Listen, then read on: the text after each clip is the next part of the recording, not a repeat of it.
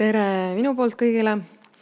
Me oleme siin tänase hommikupooliku jooksul kuidagi orgaaniliselt liikunud siis sellistest poliitilistest suundumustest ja teaduslikumast käsitlusest kuni siis projekti konkreetsemate tegevuste ja kommunikatsioonini.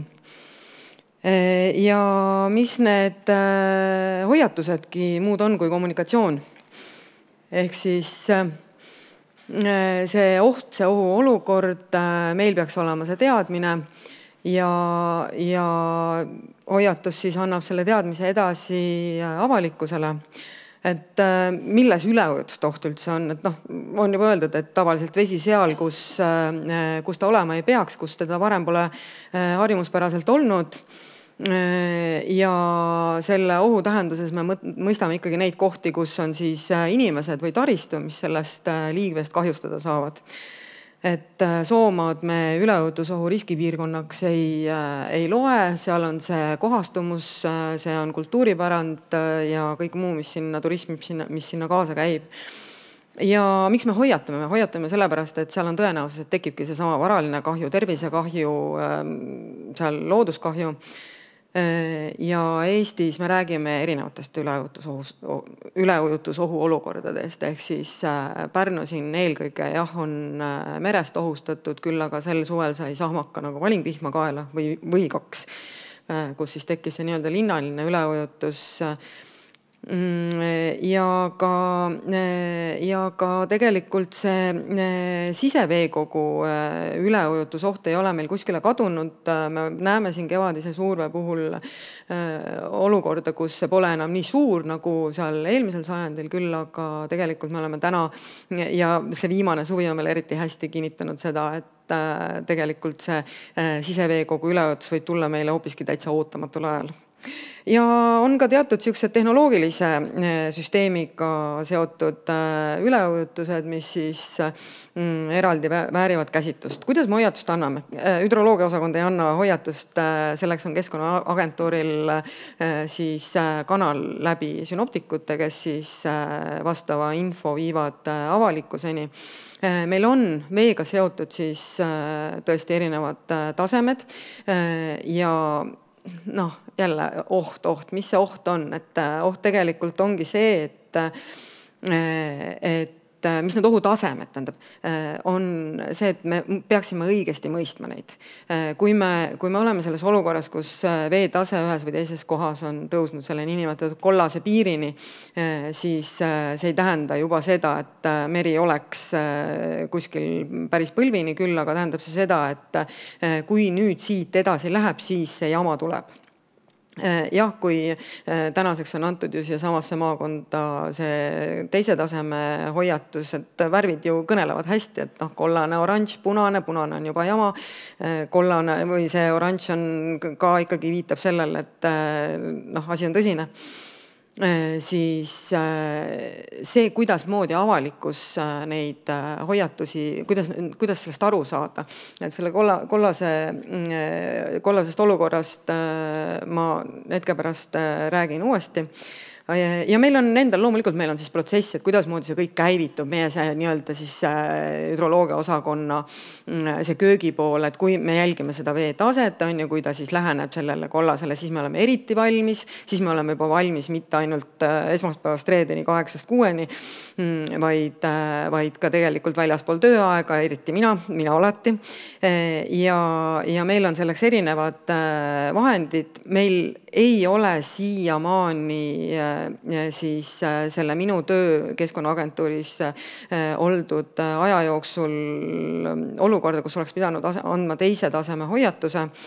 Küll aga see teise taseme hoiatus läks välja aastal 2010-2011 Tartu linnas, kus veetase ikkagi tõusis tänu väga ilusatele ja lumerohketele talvedele. Ikka suht rekordiliselt kõrgele. Ja meil on mudel. Mida mudel räägib? Eelmine aasta olime natuke hädas küll, et see mudel, hüdroloogiline mudel Emajõel andis nagu sajandi uputuse märke, eks me siis korrigeerisime seda seda siis käsitsi ja hoiatust ei tulnud anda. Ja mere puhul me räägime siis, võtame aluseks meremudeli, mis näitab seda olukorda, me jälgime ka samamoodi seda veetaset, kui vaja siis ikkagi liigume sellele hoiatuse andmise teed. Ja loomulikult ilmaradarite pildid, ehk siis siit tulevad need äksaju hoiatused. Ja siis me olemegi Eestis selles olukorras, kus me esitame küsimuse, oota, mis üleujutus, et meil just nagu ei ole, on ju. Aga üllatus on ja on sellised üleujutused, mille kohta meil ei ole ei informatsiooni ega ka üldse seda tunnetustki, et seal võiks olla mingisugune üleujutus. Sellest konkreetsest juhtumist räägib meile siis Meelis Päästeametist kohe lähemalt. Aga seal me olime selles olukorras, kus tõesti me ei tea, mida teha, sest meil pole infot. Me polnud valmis selleks, et sellises kohas tekib see üleujutus. Nendest selle suve paduvihmadest on siin päris palju juttu olnud, et siin Tallinn, Viljandi, Pärnu, Valga, Tartu, kõik on saanud see suvi oma need nii-öelda külmad või soojemad dušid kätte sellises ulatuses, kus ikkagi tänavad pannakse kinni, uudiskünnised on ületatud ja Tartu see klassika, et tõesti, kuhu sa lähed selle autoga, kas sa ei näe päriselt. Ja siis natuke seda tehnoloogilisemat poolt ka, et et Sillamäel ka linnapea unustas ühte nuppu vajutada ja enne jõgi tõusiski üle kallast, et Sillamäel on selline lüüside süsteem, kus Sõtke jõgi sealt Kurtna järvestikust tuleb ja siis läbi Sillamäe merre voolab, et ununesid. See Ahja näide on selles mõttes huvitav, et jah, meil oli informatsioon, hoiatust me sinna ei andnud, sest tegemist ei ole üleujutuse riskipiirkonnaga, küll aga kalakasvatusest panid suvise suurvee tõttu siis kalad plehku ja majanduskahju loomulikult sündis. Et selle aasta suvi on olnud mõnedel jõgedel ikkagi väga-väga veerohke, veetasemed on ületanud isegi kevadise suurveetaset ja tõesti, seesama Ahja näide, et nii oli. Ja Tallinn sai siin, täna öösel sai ka oma sahmaka kätte, et nüüd levivad pildid juba sellest bussijaama esisest basseinist ja nii edasi. Selle kõige peale on hea öelda, et hea teada, et Võru linn vähemalt on valmis. Ja Võru linnaga ma olen viimasel paaril aastal suhelnud nagu telefonitsi ja meilitsi ja otseselt seoses üleujutusohuga. Ehk siis Võru linn on see koht, kus on 2 korda tulnud anda välja siin viimase aasta jooksul hoiatus. Veetaseme siis see kollane veetase juhtus ja tõesti Võru linn ise ütles, nemad on valmis, midagi hullu seal ei juhtunud ja kollane hoiatustase ehk siis esimese taseme hoiatus tähendabki seda, et ilm võib olla ohtlik. Ja seal olid rannaalad olid üle ujutatud ja loomulikult need mängualad seal ja kui lapsed lähevad sinna, siis mine sa tea, see oht on olemas. Ja see on ka see põhjus, miks pärast me neid hoiatusi anname. Küll aga Võru linna puhul on see olukord, kus ega meil sinna ühtegi head mudelit ei ole võtta. Ja see olukord, kui me näeme, et see on tekkimas, siis see on ikkagi puhas käsitöö, et need on need meie tänased väljakutsed, ehk siis teadmatus on see, mis teeb selle olukorra nagu meie jaoks keeruliseks. Ja kui see teadmatuse olukord tekib ja teisel pool selle teadmatuse vastas on siis päris sündmus, siis mis me teeme, siis me käitumegi selliselt, kas kui jaam on puudu, siis me läheme otsime võimaliku lähima sarnase juhtumi, kui meil puudub info sündmuskohalt, siis me lähme, nagu me selle talvise üleujutuse puhul tegime, läksime ja mõõtsime ja jagasime infot siis Päästeametiga, ehk siis andsime seda infot, et kas nüüd see olukord on minemas hullemaks või see olukord on minemas kuidagi leebemaks. Ja kui meil pole seda mudelit, mis infot annaks, siis teeme käsitsi. Et need on need olukorrad ja ka see teema on siis läbi jooksnud, ehk siis nädal tagasi EFAS Euroopa üleujutusohu hoiatussüsteemi leheküljelt võetud. Need on nüüd mõõtmise andmed, see ei ole mingisugune mudel ja lilla näitab seda, et tegemist on ajalooliselt kõige hullema olukorraga, mis üldse kunagi on olnud. Punane näitab siis seda, et asi on väga-väga hull ja need kollased rohelised, et jälle see värvide mäng siin ilmestab seda Kesk-Euroopa olukorda, mis nädal tagasi oli väga hästi. Mina tänan.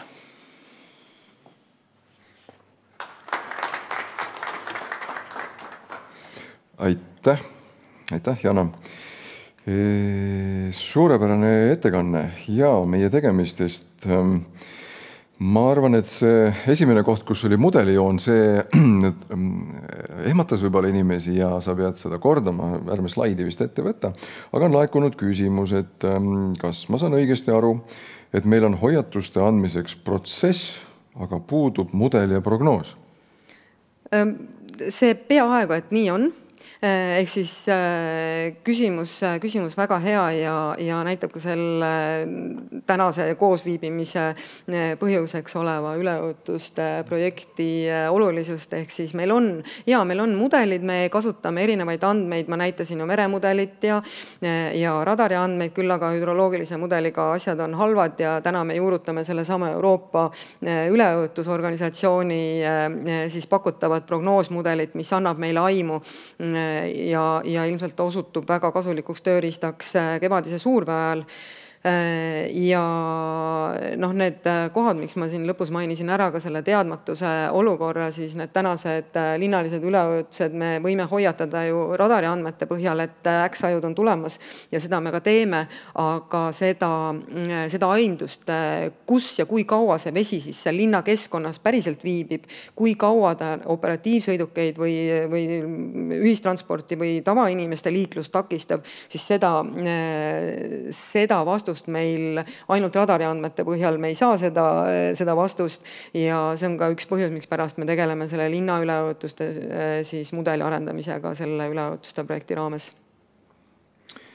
Tõsi, ehk et hea on tunnistada, et töö käib ja riik ei seisa, vaid mudel on töös. No tegelikult need mudeleid on erinevad, et kes iganes küsimuse küsis, ei, me ei ole päris pimeduses ja millega Jana lõpetas, et kui mudelist ei ole asja, siis minnakse koha peale. Julgen kinnitada, käiakse koha peal küll ja ei lööda risti ette sellele ajale, millal sinna minnakse siis, kui põhjust on.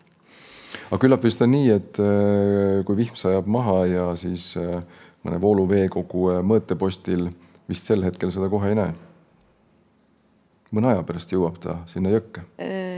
Jaa, see on küll tõsi, et meie jõed käituvad väga erinevalt ja see, kuidas moodi vesi jõuab siis või see maha langenud sademed avalduvad hüdromeetriajaama veetaseme näidus, siis see võib aega võtta mõnel jõel nagu Emajõel nädalaid ja on meil ka selliseid jaamasid, mis on siin samas ja öelda Pärnu lähedal Nurme hüdromeetriajaam, kus siis Valgala pisike või suhteliselt pisike jõgi reageerib väga kiiresti ja mõned aastad tagasi vaatan mina kodulehelt siis meie jaama andmeid ja mõtlen, et kas andur on katki läinud, ehk siis ööpäevane veetase purustas igasugused ajaloolised rekordid ja mõtlesin päriselt, et andur on katki. Sain kohalikult piirkonna hüdroloogilt teada, et ei, andur ei ole katki. See jaam lihtsalt reageeribki nii ja ööpäevane veetaseme tõus oli üle 2 meetri. Jah, eks siit siis see moraal, et tuleb ikka teed ületades vaadata nii vasakule kui paremale. Kui vihm on lõppenud, siis oht alles võib saabuda. Ja. Aga asjad on töös, seda on hea meel nentida ja aitäh sulle veel kord